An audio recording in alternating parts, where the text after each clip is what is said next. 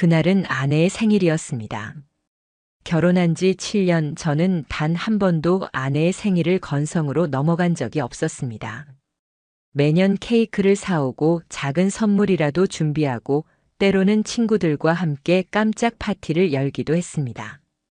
다른 누구도 아닌 제 아내를 위한 하루였기에 저는 언제나 최선을 다했습니다. 그런데 올해는 달랐습니다. 마음속 어딘가에서 자꾸만 더 크게, 더 완벽하게 해주고 싶다는 생각이 피어올랐습니다. 얼마 전부터 아내가 자주 피곤하다 했습니다. 일이 많아서 그런 걸까, 혹은 다른 이유가 있을까? 이유는 분명히 말해주지 않았지만 확실한 건 표정에서 예전만큼 환한 웃음을 보기 어려웠다는 사실이었습니다. 그런 모습이 마음에 걸렸습니다. 그래서 이번 생일만큼은 아내가 그 어떤 걱정도 피로도 잠시 잊고 세상에서 가장 빛나는 사람이 되었으면 했습니다. 저는 한 달 전부터 준비를 시작했습니다. 먼저 장소를 정했습니다. 아내가 평소 가장 좋아하던 프렌치 비스트로. 강남에서도 꽤 이름이 알려진 곳이었고 솔직히 가격은 만만치 않았습니다. 하지만 음식의 정갈함, 직원들의 세심한 서비스, 따뜻하면서도 세련된 분위기, 그 모든 게 아내 취향에 꼭 맞았습니다. 저는 주저하지 않고 레스토랑 1층을 통째로 예약했습니다. 흔히 있는 생일 저녁도 아니고 오직 아내를 위한 무대처럼 만들어주고 싶었으니까요. 행사 분위기를 위해 DJ를 불렀습니다. 직접 선곡표를 만들어 전달하면서 잔잔하면서도 우아하게 시작하다가 시간이 지날수록 조금씩 활기를 불어넣어 달라는 부탁도 빼놓지 않았습니다. 작은 디테일 하나도 놓치고 싶지 않았습니다. 장식은 스스로 도맡았습니다. 헬륨 풍선, 화려하지 않지만 따뜻한 무드의 조명, 생일 문구가 적힌 배너까지 제 손으로 고르고 배치했습니다. 테이블 중앙에는 하얀 장미를 포인트로 둔 플로리스트의 부케를 놓을 계획이었습니다. 제 아내는 어릴 때부터 유난히 하얀 꽃을 좋아했습니다. 그래서 이번에도 주저하지 않고 아내가 가장 좋아하는 색을 중심으로 공간을 꾸몄습니다. 손님 초대도 철저히 준비했습니다. 아내의 친구들, 직장 동료들, 그리고 저희 부부를 잘 아는 지인들까지. 연락을 돌릴 때는 아내에게는 절대 말하지 말아달라는 점을 특히 강조했습니다. 깜짝 파티라는 것이 들키면 재미없지 않습니까? 사람들은 놀란 듯 웃으며 답했습니다. 아니, 이렇게까지 준비하는 사람이 어딨어? 정말 로맨틱하다. 아내분 감동하실 거야. 그럴 때마다 저는 그저 웃으며 고개를 끄덕였습니다. 말은 단순했습니다. 이번엔 정말 잘해주고 싶어서요. 그 말은 조금의 거짓도 없는 제 진심이었습니다. 결혼해서 일상 속 함께하는 시간도 많았지만 그럴수록 특별한 날만큼은 진심으로 아내에게 제가 가진 모든 마음을 보여주고 싶었습니다. 이틀 전부터는 휴가를 내서 아예 현장에 붙어 준비했습니다. 풍선 하나, 촛불 하나, 메뉴 카드 하나까지 확인했습니다. 마치 무대 연출자가 된 기분이었습니다. 현장을 오가며 점검하던 제 표정을 보고 지인 중 한 명이 물었습니다. 무슨 특별한 일이라도 있는 거야? 대체 왜 이렇게 정성을 들여? 저는 대답했습니다. 특별한 일은 없어. 그냥 올해는 정말 아내 웃는 얼굴을 오래 보고 싶어서. 그리고 마침내 파티 당일이었습니다. 아내는 자신이 특별히 꾸며진 장소가 아닌 그냥 저와 둘이 저녁 식사하는 자리라고만 알았습니다. 그래서 제가 준비해둔 드레스를 건네며 이 옷 오늘 입는 게 어때? 라고 말했을 때도 별다른 의심은 하지 않았습니다. 그저 살짝 웃으며 옷을 갈아입고 따라 나섰습니다. 드디어 레스토랑 문을 열던 순간 모든 장식과 조명이 빛을 발하며 풍선이 두둥실 떠올랐습니다. 테이블마다 켜놓은 초가 반짝였고 DJ가 준비한 서정적인 음악이 흘렀습니다. 사람들은 동시에 목소리를 높였습니다. 생일 축하해. 아내는 두 손을 입에 올리며 숨을 죽인 듯 굳어 있었습니다. 잠시 후 눈가가 촉촉해지더니 이내 울먹하는 표정으로 주위를 둘러보았습니다. 친구들, 동료들, 지인들, 그리고 저. 그제야 눈물이 차올랐습니다. 저는 그 순간 준비한 모든 시간과 노력이 단숨에 보상받는 듯한 감정을 느꼈습니다. 이게 다 당신이 준비한 거야? 아내는 떨리는 목소리로 물었고 저는 큰 말 없이 그저 미소로 답했습니다. 미소 속에는 그럼 당연하지라는 의미가 담겨 있었습니다. 이어 저는 준비해둔 선물을 꺼냈습니다. 반짝이는 작은 상자 속에는 몇 달 전 아내가 무심히 얘기했던 목걸이가 들어 있었습니다. 저거 예쁘다라고 말하던 아내의 눈빛을 저는 기억하고 있었습니다. 가격이 부담스럽긴 했지만 망설이지 않았습니다. 그녀에게 주고 싶은 마음이 더 컸으니까요. 상자를 열자 사람들은 감탄했다가 박수를 쳤습니다. 아내는 눈물을 떨구며 제 얼굴을 바라봤습니다. 정말 고마워. 당신밖에 없다. 그 말에 저는 다시 미소 지었습니다. 그 순간만큼은 세상이 저희 둘을 중심으로 돌아가는 듯 했습니다. 파티장은 환하게 빛났고 사람들은 즐겁게 웃고 있었습니다. 아내는 친구들과 사진도 찍고 케이크도 자르며 행복해 보였습니다. 그 모습을 바라보면서 저는 속으로 다짐했습니다. 평생 이렇게만 살자. 평생 이렇게 웃게 해주자. 그때까지 저는 몰랐습니다.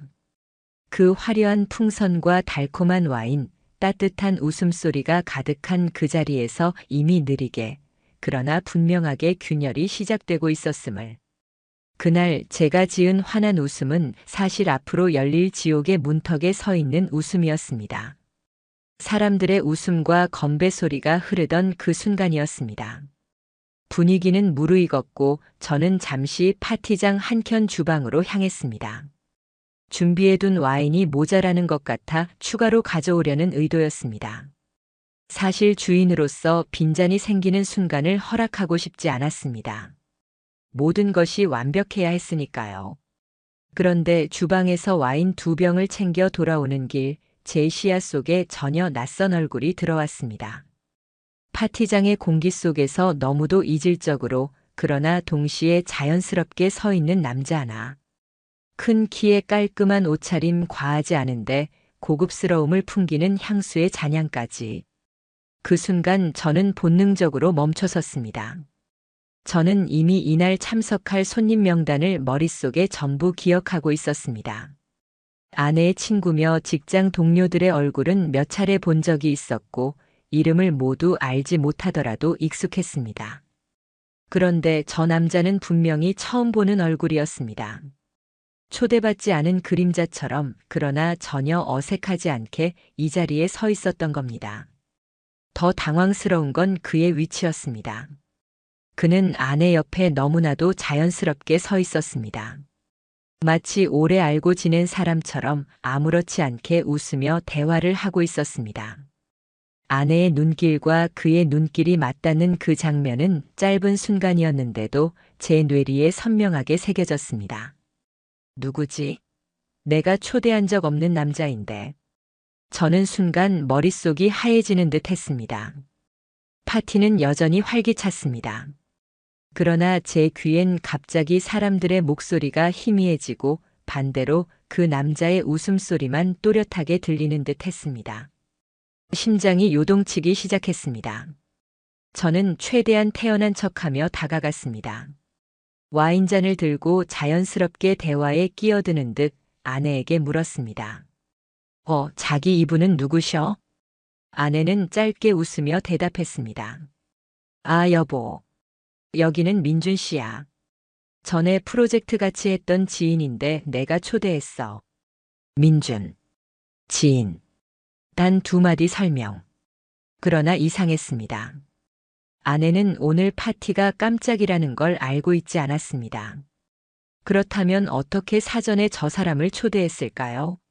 그리고 단순한 지인이라면 저에게 미리 말을 하는 게 당연하지 않습니까? 여보, 전에 같이 일했던 사람이 있는데 초대해도 될까? 라는 설명조차 없었습니다. 저는 억지로 웃으며 고개를 끄덕였습니다. 하지만 속은 이미 불편함으로 가득 차 있었습니다. 왜 지금? 왜 하필 오늘 같은 날? 질문은 수없이 떠올랐지만 당장은 꾹 삼켰습니다. 파티 분위기를 깨고 싶지 않았으니까요.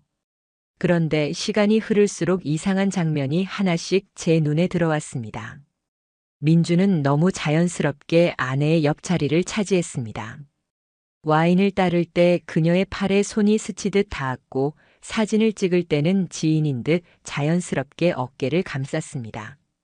그 모든 행동은 무례하지 않은 듯 보였지만 제 시선으로는 분명히 선을 넘은 태도였습니다.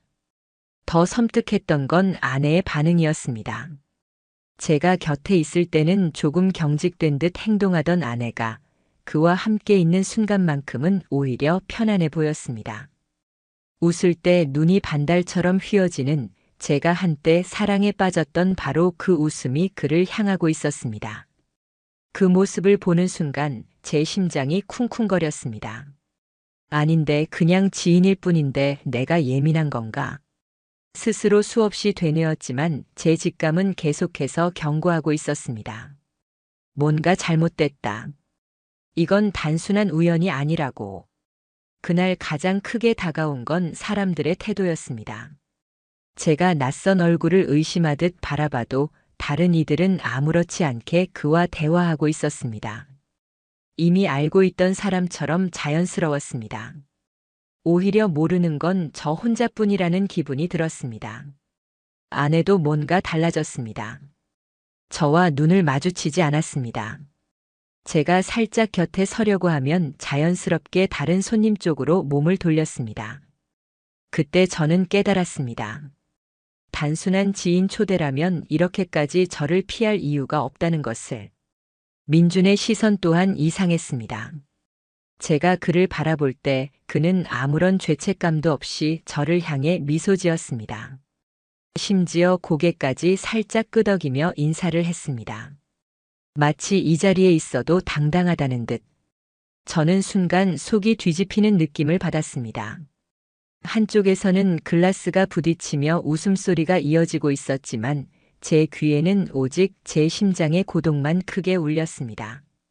입안은 바싹 마르고 손끝은 서서히 얼어붙는 듯 떨렸습니다. 아니다. 지금은 웃어야 한다. 티를 내면 안 된다. 저는 억지로 미소를 유지했습니다. 하지만 내면은 점점 금이 가는 유리잔처럼 갈라지고 있었습니다. 이날 밤 저는 분명히 느꼈습니다. 아내가 숨기고 있는 존재가 있다는 것. 그리고 오늘 이 파티에 그 사람을 의도적으로 데려왔다는 것. 저는 그 뜻을 도저히 이해할 수 없었습니다. 남편이 모든 걸 준비한 자리, 모든 시선을 받는 아내의 생일 파티라는 날에 왜 하필 그 남자를 데려왔을까요? 단순한 지인이라면 설명할 수 있습니다. 하지만 그녀는 숨겼습니다. 숨긴다는 건 곧 이유가 있다는 뜻입니다. 그때부터였습니다. 제 눈동자가 파티장의 음악과 웃음 대신 계속해서 아내와 민준만을 좇기 시작한 것은 아내의 한 번의 미소, 민준의 손짓, 두 사람이 교환하는 아주 짧은 눈빛조차 제겐 모두 날카로운 칼날처럼 꽂히기 시작했습니다. 그날 파티는 여전히 즐겁게 이어지고 있었습니다. 사람들은 마치 아무 일 없다는 듯 웃고 떠들었습니다. 하지만 저 혼자만 홀로 차가운 얼음장에 갇혀 있는 것 같은 기분이 들고 있었습니다. 그때 저는 처음으로 이런 생각을 했습니다. 혹시 내가 이 자리에서 가장 어울리지 않는 사람일지도 모른다. 그날 파티장에서 가장 많이 움직인 건 제 발도 손도 아니었습니다. 제 눈동자였습니다. 고개는 아무렇지 않게 정면을 바라보고 있었지만 시선은 끊임없이 한 곳만 뒤쫓고 있었습니다.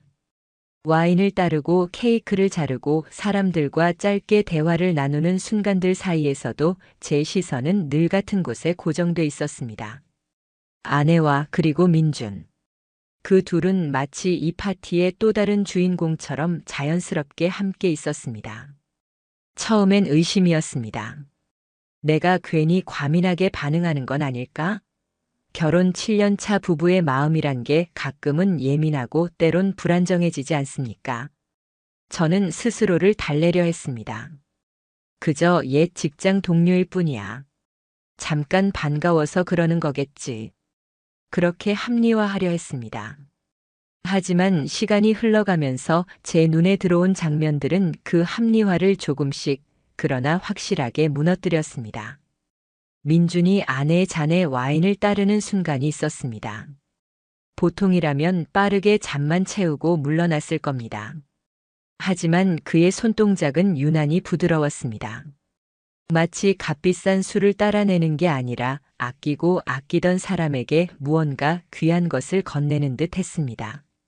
와인 병이 기울어졌다가 다시 세워지는 아주 짧은 찰나 그의 손끝이 아내의 손등에 스쳤습니다. 의도였는지 실수였는지 구분하기 어려웠습니다. 하지만 아내의 반응은 더 명확했습니다. 놀라지도 피하지도 않고 오히려 눈가에 아주 자연스러운 미소를 띄웠습니다.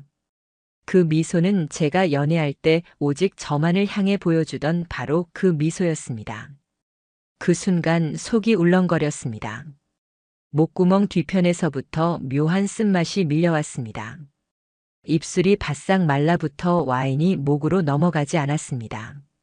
제 눈은 저도 모르게 더욱 날카롭고 무겁게 두 사람을 겨눴습니다. 시간이 흐를수록 두 사람의 거리는 조금씩 줄어들었습니다.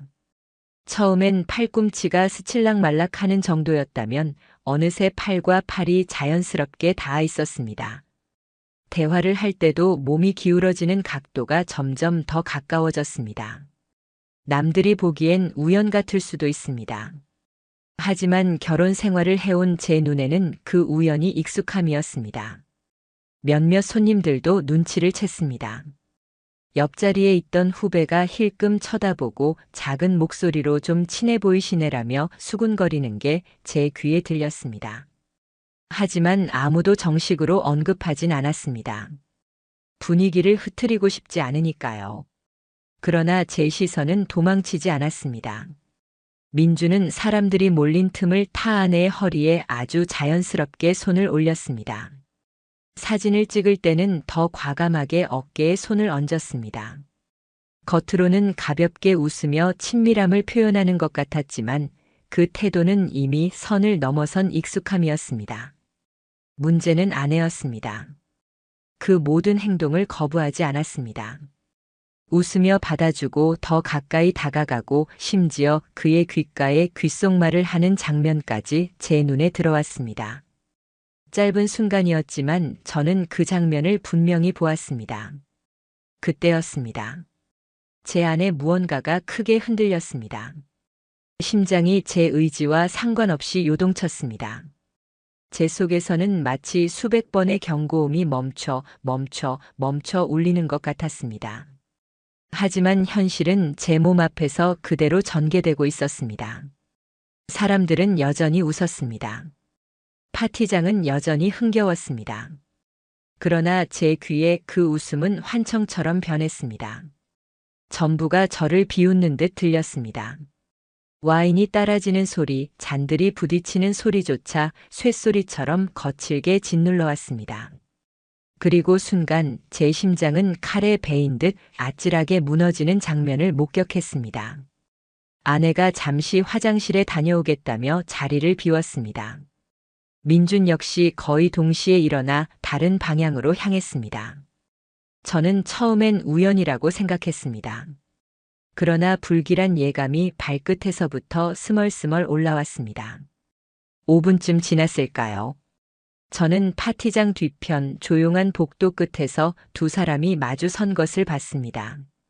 멀리 있어서 대화 내용까진 들리지 않았습니다. 하지만 장면 하나만으로도 충분했습니다. 민준이 아내의 손목을 가볍게 붙잡고 있었고 아내는 조용히 고개를 끄덕이며 그 앞에 서 있었습니다. 그 눈빛, 그 제스처는 도저히 옛 동료와 나눌 수 있는 태도가 아니었습니다. 그 순간 저의 몸은 굳어버렸습니다. 심장은 철판으로 눌린 듯 무겁고 손끝은 마치 얼음장 같았습니다. 사람들 속에서 고개를 드는 것도 힘이 들었습니다. 하지만 시선은 떨어지지 않았습니다. 머릿속은 수없이 복잡한 말들로 뒤엉켰습니다. 이건 우연이 아니다. 이건 절대로 단순한 지인이 아니다. 내가 지금 보고 있는 건 뭐지? 내 아내가. 그날은 아내의 생일이었습니다. 그날 사람들의 축복 속에서 제가 준비한 세상에서 제 아내는 다른 남자와 눈빛을 나누고 있었습니다. 그 장면은 어떤 케이크보다 더 강렬했고 어떤 와인보다 더 썼습니다. 잠시 후 두 사람은 다시 파티장으로 돌아왔습니다. 마치 아무 일도 없었다는 듯. 아내는 사람들 속에 섞여 활짝 웃었고 민주는 한쪽 구석에서 술잔을 흔들며 대화를 이어갔습니다. 그러나 저는 이미 알고 있었습니다. 그 웃음과 태도는 모두 연기라는 것을. 그 시점부터 저는 달라졌습니다. 더 이상 막연한 의심이 아니었습니다. 지금 이 자리에서 무언가 잘못되고 있다가 아니라 이건 이미 일어나고 있는 현실이라는 확신이었습니다. 저는 증거를 찾기 시작했습니다. 가까이 다가가 대화를 엿듣는 척하며 그들의 표정을 살폈습니다. 아내가 민준과 이야기할 때 나타나는 미묘한 습관, 눈을 약간 내리깔고 웃을 때 잔을 살짝 치는 버릇. 그 모든 것이 예전 제가 사랑할 때 그녀가 보여주던 호감 표현이었습니다. 민준 역시 마찬가지였습니다. 고개를 깊이 끄덕이고 웃음을 참듯 입술을 깨무는 표정, 그리고 천천히 움직이며 아내만을 쫓는 눈동자. 모든 행동이 익숙했고 동시에 저를 미치게 만들었습니다. 그때 저는 알았습니다. 이것은 억측이 아닙니다. 이것은 현재 진행형의 사실이라는 것을. 제 가슴 한가운데 뜨겁게 차오르는 증오와 배신감이 있었습니다. 그리고 저는 직감했습니다. 이건 곧 터져나올 겁니다. 눈을 감을 수도 귀를 닫을 수도 없는 현실이 이 자리에서 서서히 무너져 내리고 있다는 것을. 파티는 여전히 흘러가고 있었습니다. 와인은 끊임없이 잔 위로 따르고 있었고 음악은 조금 더 부드러워져 사람들의 대화를 채워주고 있었습니다. 웃음소리, 건배 소리, 사진 찍는 카메라 셔터. 겉보기엔 완벽했습니다. 제가 상상하던 바로 그 그림 같았습니다. 하지만 제 귀에는 그 모든 소리가 희미해졌습니다.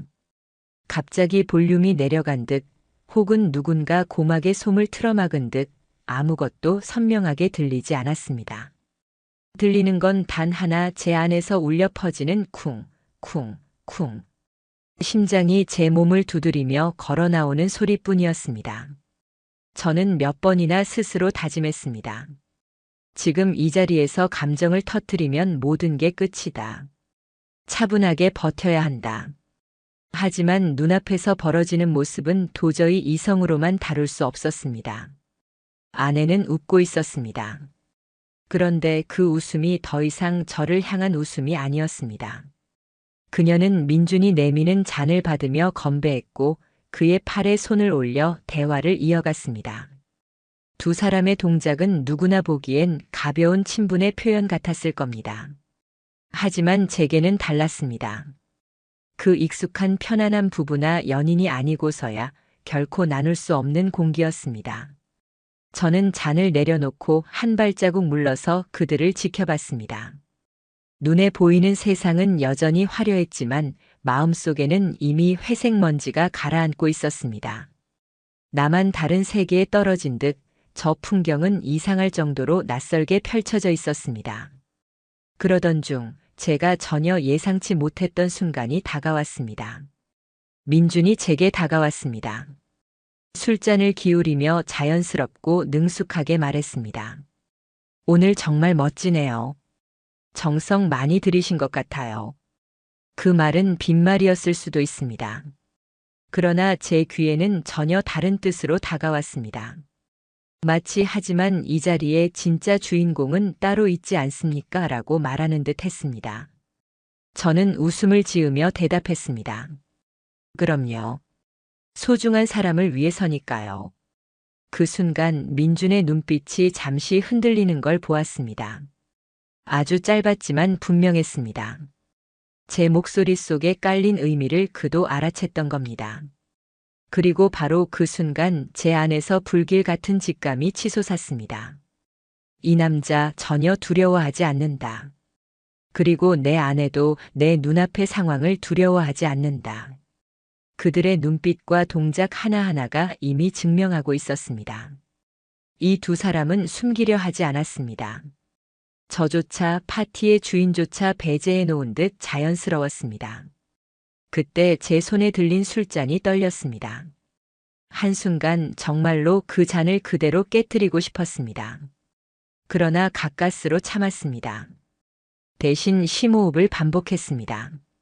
하지만 가슴 속에서 무언가 거대한 덩어리가 치밀어 오르는 건 막을 수 없었습니다. 시간이 더 흘러 음악은 한층 느려졌습니다. 사람들이 흩어져 소소한 대화를 이어갈 때 저는 의도적으로 한쪽에 앉아 있었습니다. 겉으로는 대화를 나누는 척하지만 눈은 여전히 아내와 민준에게 빼앗겨 있었습니다. 모든 시선이 그 둘에게 꽂혔습니다. 그리고 결정적인 순간이 찾아왔습니다. 아내가 민준 옆에 바짝 다가서며 그의 팔뚝에 얼굴을 스치듯 가까이 기댔습니다. 아주 짧은 순간이었습니다. 어쩌면 사진 한 장 찍는 동안에도 못 담을 만큼의 찰나.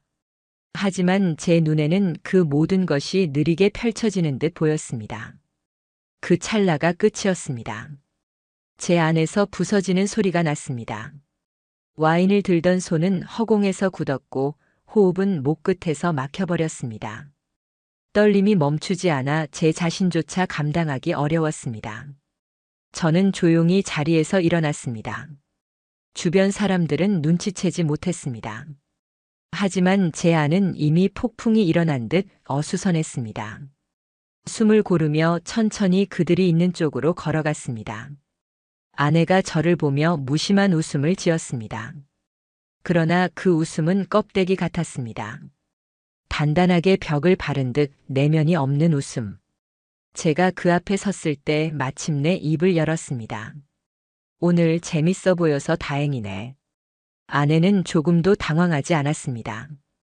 당연하다는 듯 고개를 끄덕였고 민주는 잔을 들어 저에게 건배를 시도했습니다.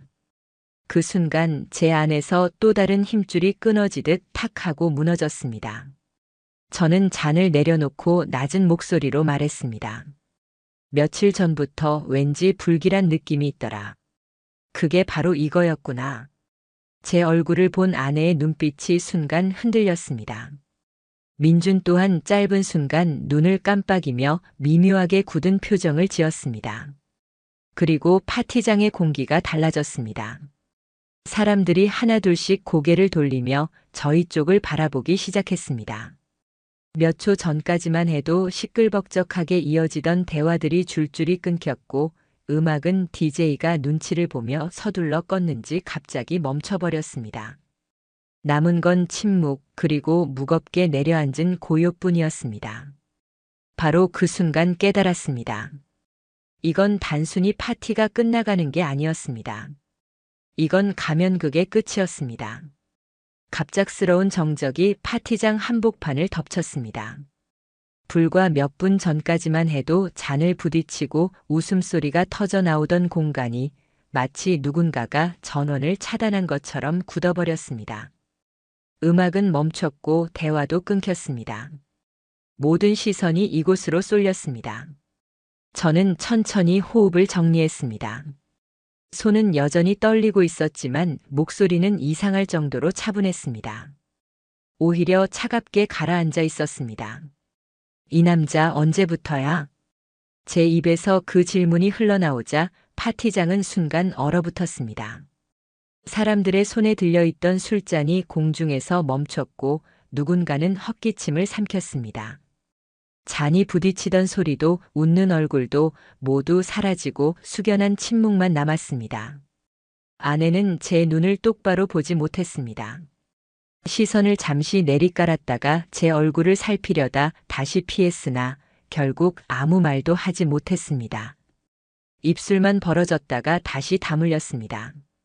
민주는 황급히 변명하려 했습니다. 고개를 끄덕이며 입을 열었습니다. 아니에요. 오해십니다. 저는 그냥 아는 사이라서 잠깐 들른 것뿐입니다. 그의 목소리는 억지로 담대한 척했지만 떨림을 숨기지 못했습니다. 저는 가볍게 웃음을 흘렸습니다. 차라리 그 웃음이 제 스스로도 섬뜩하게 느껴질 정도였습니다. 오해라고? 내가 내 아내 허리에 손을 올리던 게, 두 사람이 복도에서 눈빛을 주고받던 게, 그게 오해야? 그 순간 민준의 얼굴에서 핏기가 가셨습니다. 그는 잔을 내려놓고 뒤로 한 발자를 물러섰습니다. 눈빛은 피했고 이마에는 땀이 송골송골 맺혔습니다. 사람들의 시선이 더 뜨거워졌습니다. 아내는 급히 제 손을 잡았습니다. 목소리는 떨렸지만 애써 침착한 척했습니다. 여보, 진짜 아무 일도 아니야. 오늘만은 제발 사람들이 다 보잖아. 하지만 저는 그 손을 뿌리쳤습니다. 그 뿌리치는 소리마저 파티장의 정적 속에서 또렷하게 울렸습니다. 사람들은 움찔하며 눈을 크게 떴습니다. 아무 일도 아니라고? 아무 일도 아닌데 왜 초대한 명단에 없었던 남자를 데려왔어? 왜 내게 아무 말도 안 하고 여기서 태연하게 웃고 있었는데? 아무것도 아닌 건 숨길 이유조차 없는 거 아냐? 아내는 대답하지 못했습니다.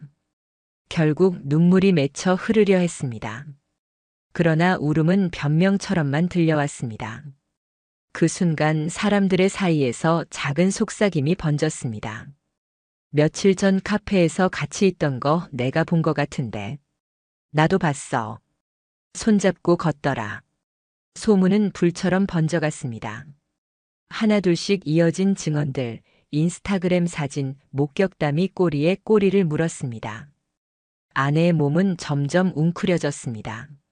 민주는 이미 사람들 틈으로 조금씩 뒤로 물러나고 있었습니다. 도망치기 직전처럼 보였습니다. 저는 핸드폰을 꺼내 들었습니다. 목소리는 담담했습니다. 혹시 몰라서 준비해뒀지. 촬영된 영상 다 있어.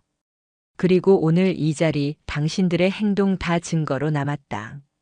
민준 씨 상간소송 정식으로 진행할 거다. 파티장의 공기가 갈라졌습니다. 몇몇 사람들이 숨을 삼키며 피식 놀라는 소리를 냈습니다. 민준의 얼굴에서는 더 이상 미소조차 찾아볼 수 없었습니다. 그는 완전히 굳었습니다. 아내는 그 순간 무릎을 꿇었습니다. 사람들 앞에서 테이블 위 생일초 옆에서 잘못했어, 정말 잘못했어. 순간적으로 미쳤던 거야. 제발 사람들 앞에선. 눈물이 흘러내렸지만 제 심장은 흔들리지 않았습니다. 그 눈물이 더 이상 저를 설득하지 못했습니다. 당신이 무릎 꿇을 자리는 여기가 아니야. 법정이야. 그곳에서 진정으로 무릎 꿇게 될 거다. 사람들의 술잔은 더 이상 움직이지 않았습니다. 웃음소리도 없었습니다. 모두 이 장면을 목격자가 되어보고 있었습니다. 민주는 결국 고개를 숙이고 아무 소리도 하지 못한 채 뒤로 물러나 사라졌습니다. 사람들 사이로 빠져나가는 그의 뒷모습이 보였지만 누구도 그를 붙잡지 않았습니다. 붙잡을 이유가 없었으니까요. 남은 건 저와 아내 그리고 그 자리를 지켜보던 차가운 시선뿐이었습니다. 아까까지는 축하의 자리였지만 이제는 심판의 장이 되어 있었습니다. 저는 그 중심에서 웃지 않았습니다. 다만 목소리를 단호하게 내뱉었습니다. 오늘의 주인공은 더 이상 당신이 아니야. 오늘의 주인공은 진실이다. 그 말과 함께 더 이상 아무도 술잔을 들어 올리지 않았습니다. 파티는 끝났습니다. 아니, 정확히는 모든 가식적인 연극이 끝나고 진짜 파국이 시작되는 시점이었습니다. 몇 분 전까지만 해도 환호와 웃음으로 가득했던 파티장은 이제 무겁고 차가운 기운으로 잠식되어 있었습니다. 마치 시간 자체가 멈췄다는 듯 사람들은 술잔을 손에 든 채 움직이지 않았고 음악은 이미 꺼져 더 이상 흐르지 않았습니다. 숨소리조차 크게 들릴까 두려운 듯 모두가 조심스럽게 공기를 삼키고 있었습니다. 그 자리에 무릎을 꿇은 사람은 제 아내였습니다. 드레스를 입고 화장을 하고 생일 케이크 앞에서 환하게 웃던 그녀의 모습은 흔적조차 남지 않았습니다. 눈은 충혈되고 화장이 번져 얼굴에 얼룩처럼 흘러내렸습니다. 붉어진 눈두덩과 젖은 볼, 떨리는 입술만 남아 있었습니다. 잘못했어, 정말 잘못했어. 한순간이었어, 순간적으로 흔들렸던 거야. 미안해, 여보, 제발 사람들 앞에서만은. 그녀의 목소리는 떨렸습니다. 절박하게 손을 내밀었지만 그 손은 허공 속에서 허우적거릴 뿐 결코 제게 닿지 못했습니다.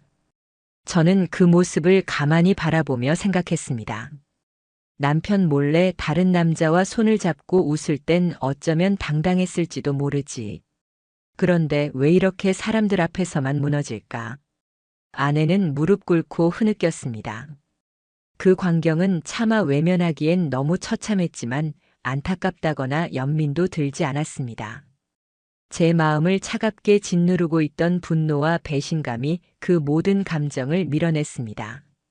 민주는 이미 자리를 떴습니다. 정확히 말하면 도망쳤다는 게 맞겠죠. 사람들의 시선과 수군거림을 끝내 견디지 못하고 말 한마디 남기지 못한 채 뒷문 쪽으로 빠져나갔습니다. 사람들은 그를 막지 않았습니다. 아무도 그를 쫓아가지 않았습니다. 붙잡을 가치도 의미도 없었으니까요. 그는 이미 불청객이었고 이제는 파렴치한 불륜남으로 남았으니까요. 남은 사람들은 속삭였고 눈빛으로 말을 했습니다. 역시 소문이 사실이었네.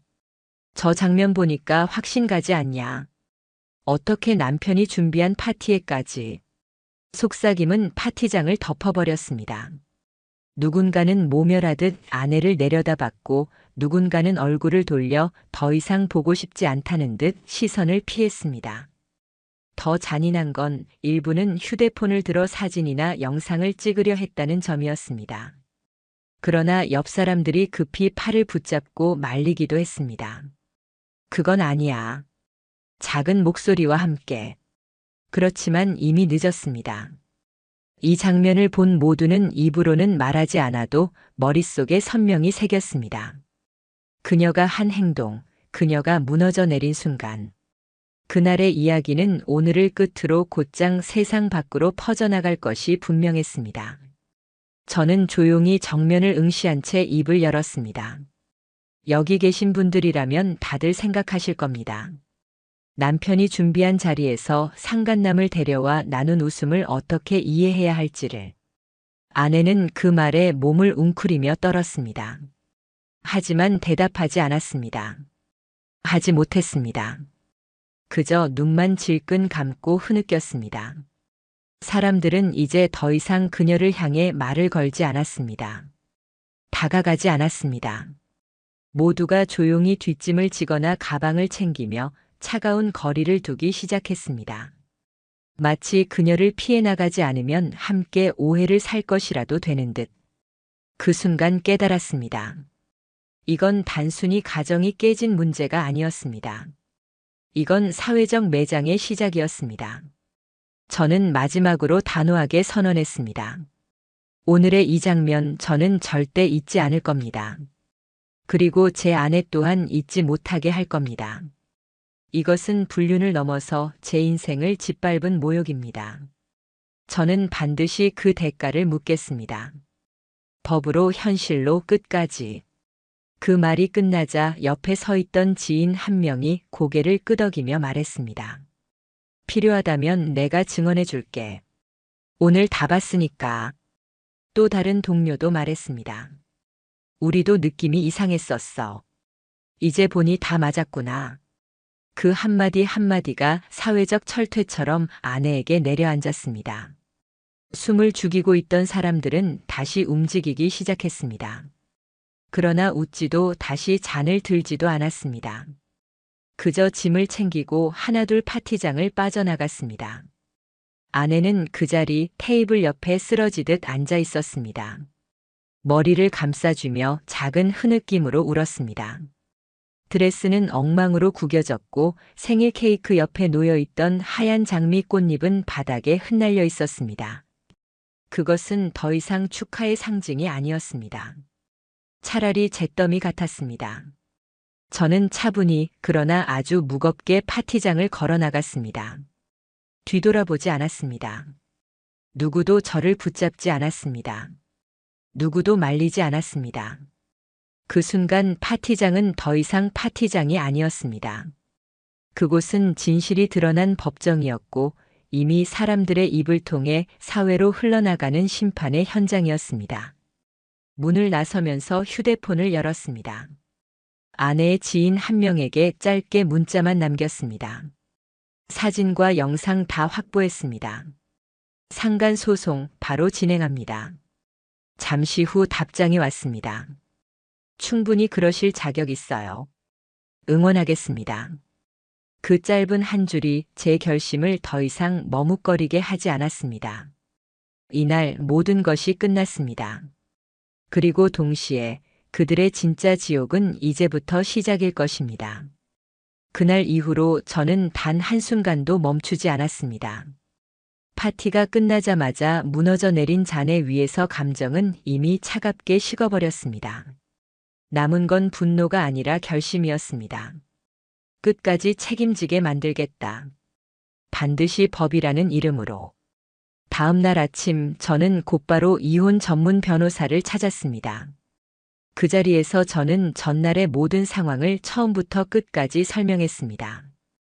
아내의 태도, 민준이라는 남자의 등장이 얼마나 의도적이었는지, 복도에서의 접촉과 눈빛, 공개적인 장소에서의 행동까지, 그리고 파티 장면을 촬영한 영상과 사진들, 녹화된 대화, 주변 증인들의 진술 의사까지. 변호사는 제 말이 끝나자마자 곧바로 메모를 놓고 고개를 끄덕였습니다.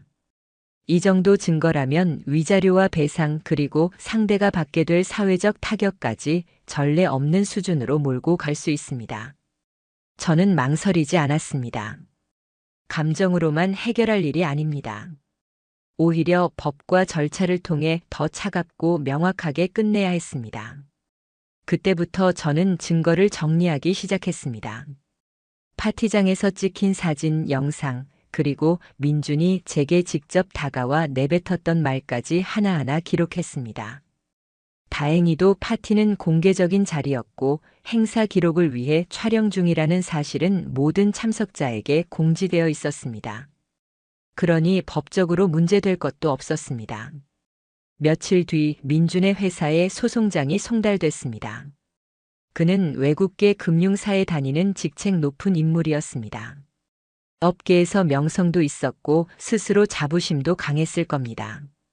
그러나 결혼한 여성을 상대로 한 부적절한 관계, 그것도 공공연히 드러난 사실은 그 회사를 가만히 두지 않았습니다.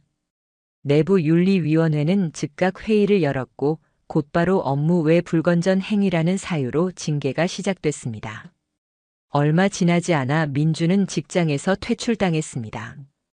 연봉, 명성, 직함 모든 걸 한순간에 잃었습니다. 뉴스로 나오진 않았지만 업계 사람들 사이에서는 이미 소문이 돌았습니다. 외국계 간부 유부녀와 불륜 들켜 퇴사. 사람들은 그 이야기를 조롱처럼 떠들었고 그의 이름은 더 이상 경력이 아니라 추문과 함께 회자됐습니다. 민준의 변호사 측에서 조심스럽게 연락이 왔습니다. 합의금으로 마무리하실 수 없겠습니까? 금액은 조율할 수 있습니다. 저는 단호했습니다. 이건 돈 문제가 아닙니다. 이건 응징입니다. 아내에게도 소송장이 전달됐습니다. 처음엔 울며 전화를 걸어왔습니다. 미안해, 나 정말 실수였어. 기회를 한 번만 더. 그러나 저는 더 이상 아무런 대답도 하지 않았습니다. 차갑게 전화를 끊었습니다. 그녀는 결국 친정으로 돌아갔다는 소식이 들렸습니다. 하지만 그곳에서도 환영받지 못했습니다. 부모조차 감당하지 못할 부끄러움이었기 때문입니다. 친정 어머니가 조심스레 제게 전화를 걸어왔습니다. 그러나 저는 받지 않았습니다. 단 한 줄의 문자만 남겼습니다. 당신 딸이 제 인생을 무너뜨렸습니다. 이제 그녀가 그 대가를 치를 차례입니다. 소송은 빠르게 진행되었습니다. 법원은 제 손을 들어줬습니다. 피고 지연, 원고에게 위자료 8천만 원 지급. 피고 민준, 원고에게 위자료 5천만 원 지급. 총 1억 3천만 원. 금액만의 문제가 아니었습니다. 재판부는 판결문에 이렇게 기록했습니다. 피고들은 가정의 신뢰관계를 심각하게 파괴하였으며 원고가 입은 정신적 고통은 사회적 맥락까지 고려할 때 극히 중대하다. 판결 이후 민주는 더 깊은 나락으로 떨어졌습니다. 회사를 잃은 것도 모자라 업계 전반에 그 소문이 돌면서 더 이상 어디에도 설 자리가 없었습니다. 헬스클럽, 골프장, 즐겨 다니던 사교 모임, 그 어느 곳에서도 그의 자리는 사라졌습니다. 저는 마지막으로 그의 사회적 연결망까지 끊기길 바랐습니다.